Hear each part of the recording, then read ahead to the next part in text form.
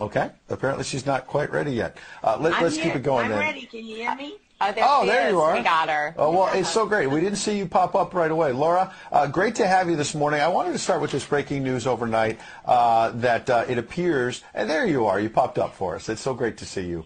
The Daily Mail has a very interesting story that's saying that Vladimir Putin essentially may be running out of bullets, that he might have a week and a half, 2 weeks max. He's losing warplanes, tanks, all the rest of it. He obviously went into this thinking he was going to bulldoze his way through Ukraine. He's obviously caused a lot of destruction. Don't want to minimize the fact there's over 2 million refugees. But this has not gone as well as Vladimir Putin expected. I don't buy it for a second, Ed, I'll be honest with you. I really think that there's so much misinformation. We've never really seen anything like it. I mean, I've been covering wars now for 35 years, and I have never seen people with their nails done in the Ukrainian flag, right?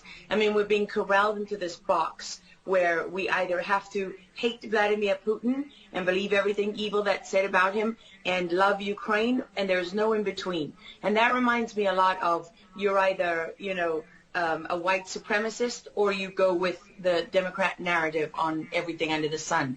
So Vladimir Putin knew exactly what he was doing when he went into Ukraine. The Russian military isn't perfect. They, for example, I've spoken to multiple defense specialists and intelligence specialists from a Defense Intelligence Agency who've studied the Russian military for years. They do have a difficulty mounting complex air operations because they do very little training hours in comparison to, for example, the United States air assets, right, our fighter jet pilots. But Russia is not struggling. What Russia has done from the very beginning has been very strategic. They didn't go straight to Kiev.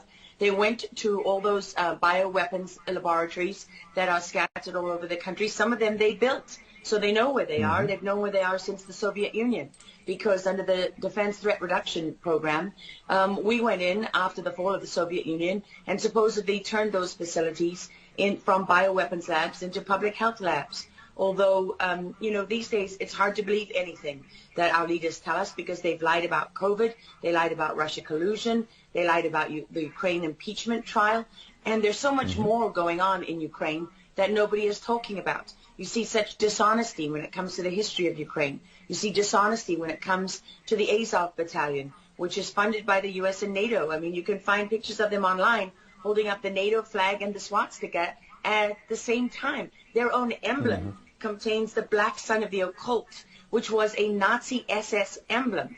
And it also contains the sideways, lightning insignia of the SS. I mean, this is on throughout the Ukrainian military. You can see that black sun of the occult on their body armor, even on the female soldiers who are paraded in front of the world as being, such an example of Ukraine's independence and spirit and nobility. Even they are wearing the black sun of the occult. And, the White House wants you to believe, well, this doesn't matter, it's just a small number of troops. It's not true. The Azov Battalion has been murdering its way through eastern Ukraine. Yeah. We don't want to admit this. This was why Crimea voted for independence. This is why Crimea wanted to be with Russia. Because we in the media, in the Western media and in the West, won't acknowledge the reality of what's gone on. Western Ukraine backed the Nazis. It was a headquarters for the Nazi SS. The CIA under Allen Dulles actually gave immunity from prosecution to the Nazis of Ukraine from the Nuremberg trials. So there's a long history of the United States and our intelligence agencies funding and arming Nazis in Ukraine. These are not like new neo-Nazi groups that sprung up. These are the actual Nazis from the Second World War, who, if you go back to the Nuremberg trials, said that they were planning for a 1,000-year Reich. And so you have to really wonder as you look at this, when you know that the CIA sponsored the color revolution in Ukraine in 2013 and 14, that they selected Ukraine's leaders, go to Victoria Nuland's leaked phone conversation where she and the U.S. ambassador are deciding who can lead Ukraine. I mean, there's as much interference here as you could possibly imagine before you even get to Hunter Biden, Nancy Pelosi, John Kerry, and Mitt Romney, and all of their children who are employed, who earn millions from Ukrainian gas companies. Yeah, you were pointing, pardon me, to a real credibility crisis for our leaders. I want to let Karen Turk jump in. Yeah, I wanted to bring up the fact that President Zelensky is Jewish, and I don't know exactly how this factors in, but there's some very interesting points in what you're saying. And looking at this, you could think it's political theatrics. You made a very good point at the beginning that you think that Putin is in control. And I actually want to play something that Jen Psaki said, because it seems that the White House is actually echoing that sentiment. Watch this. Well, the end game is really a question for President Putin. We have completely crushed his economy. We have provided military assistance, humanitarian assistance to the Ukrainians, enabling them to fight back for far longer than the Russian leadership anticipated. And again, he has to determine what the path forward looks like for him. Thanks, everyone. He's determining what this looks like, and I think that's a lot of what you said, Laura. I'd love to get your thoughts on that, what you just watched. What troubles me about the moment that we're in is that we have such a selective and a narrow reading of history. President Zelensky may be Jewish, but he's not the only one in this who suffered during the Second World War, whose ancestors suffered, right? I mean, look at Putin. How many relatives did he lose in the siege of St. Petersburg?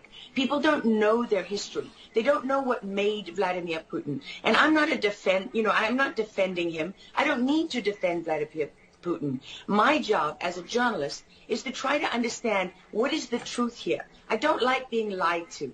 And we're being lied to on an epic scale. When we're told your only choice is you have to be 100% with Zelensky, who's a puppet, who you can find on the internet in black stilettos and leather pants, with shirtless, doing a spoof Dancing with the Stars kind of entertainment video. That's a mock of a Ukrainian group that does this kind of satanic, occult type of music video. And I mean, Zelensky was selected, like so many of our leaders. And honestly, with big tech and with election fraud these days, we don't know how many leaders all around the world have been selected for us and weren't actually voted in. But what we do know is that there are increasing problems with technology and the digitization of our world. Because look at what's happening with COVID. Look at what has happened globally. We are fighting the same battles all over the world. To pretend that this war is about Russia and Ukraine is just a barefaced lie. If Putin has been warning for 15 years that he is not going to stand by while the globalists take over the world, build bioweapons facilities and whatever else they're doing in Ukraine, Ukrainian oligarchs. Ukraine has been a center of money laundering for, many of the leaders in this country. For how long? Billions of US dollars have been laundered through Ukraine, and we say nothing about it. These are our tax dollars. I mean, before the impeachment trial, had you ever heard of anyone in the United States, us bringing in foreign governments to the White House for anti-corruption training? I mean, does nobody question these things? Why do we not question them? We have an idiot like Lieutenant Colonel Vindman who goes at the impeachment trial and sits there as a lieutenant colonel. He didn't even make colonel. And he's telling the President of the United States what his policy should be. You have a traitor in the form of Maria Yovanovitch, who was Obama's ambassador, who's telling Ukrainian government officials, don't listen to the will of the American people. Don't listen to the election results. We are the true leaders of America. I mean, and then people object when the woman isn't even fired. She's given a cushy job for life at Georgetown University at the expense of the U.S. taxpayer. And we're told that the President of the United States cannot say to his foreign counterparts, that we want you to look into something. But Joe Biden can withhold as much aid as he wants to. I mean, there's so much hypocrisy and dishonesty here, and Ukraine is at the center of it all. Go back to Russia collusion. Go to Alexandra Chalupa. Go to Eric Karamella, the whistleblower who went to work for Adam Schiff, who wasn't really a whistleblower, and all those corrupt people in the deep state. And you know what? The deep state isn't a theory. It's not a conspiracy theory. It's an actual deep state. Look up the SES, the Senior Executive Service, because when that bureaucracy was ushered into law in the United States of America, that's when we got a bunch of unelected bureaucrats pulling the strings behind the scenes. And these are the people that keep lying to us. Absolutely. And pardon me, we've got a live chat where we're streaming on Getter, for example, and I'm watching it as you're talking. People are talking about how you're dropping truth bombs and you're a real journalist. And I know that, having worked alongside you for many, many years when you're at CBS and many other places, and maybe they didn't want to hear the truth, but you're dropping those truth bombs now. Unfortunately, we got to hit a break right now. We'd love to have you back in the days ahead. We love having you on. Lara Logan, thanks for joining us on Real America's Voice. Thank you so much. All right. Well, we'll certainly have her back.